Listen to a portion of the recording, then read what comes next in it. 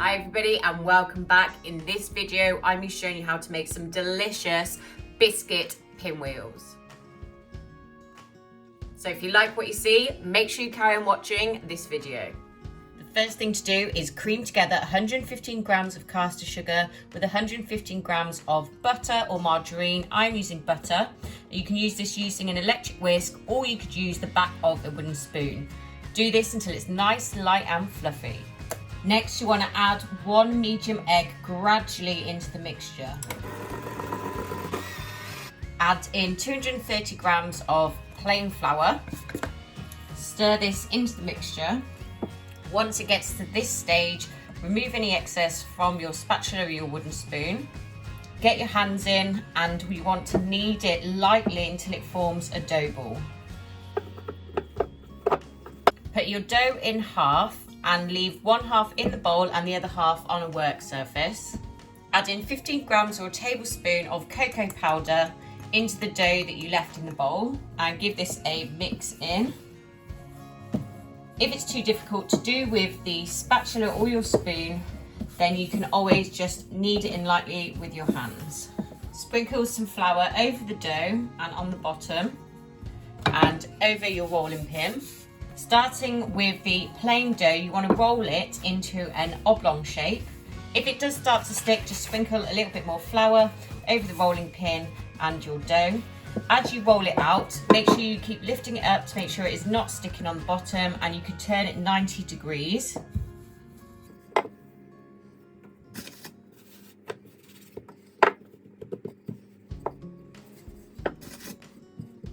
If you have a palette knife, it's also a really good way to just go underneath the biscuit dough to make sure it's not sticking. Repeat the process and roll out your dough with the cocoa powder into the same sized oblong. Doesn't matter which way round you do it, but you want to place one of your biscuit doughs on top of the other one. So the best way to do this is to use a palette knife, or what you could do is you could roll up very carefully without breaking it. You could roll up biscuit dough on your rolling pin and then lay it over the other dough. Next thing to do is to just trim the edges. You could use a palette knife or a sharp knife for this. Sprinkle a tiny bit of flour over the biscuit dough, and from the short edge you want to very softly start rolling up the edge, making sure it's nice and tight and there's no air gaps. If it does start to stick, remember you could use some flour and use your trusty palette knife to go underneath the dough.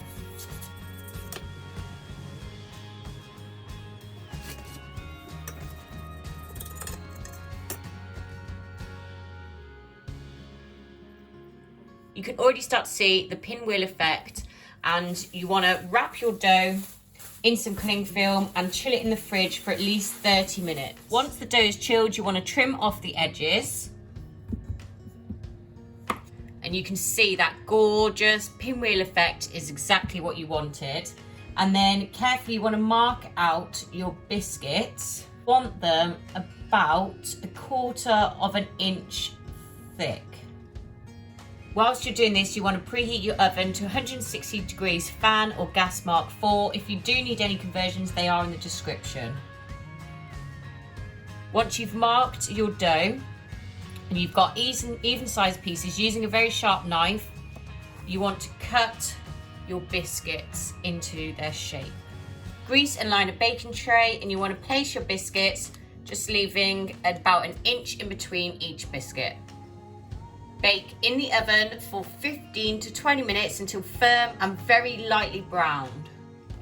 Let them cool on a wire rack for about 5 to 10 minutes just to firm up slightly. And there we have it, some delicious biscuit pinwheels. I just love the effect of the spiral. I think they look really, really good and very appetizing. You've got that gorgeous crunch. You've got that slight hint of chocolate from the cocoa powder. I think they look great for afternoon tea or just to have as a treat to put around the table with a nice cup of tea.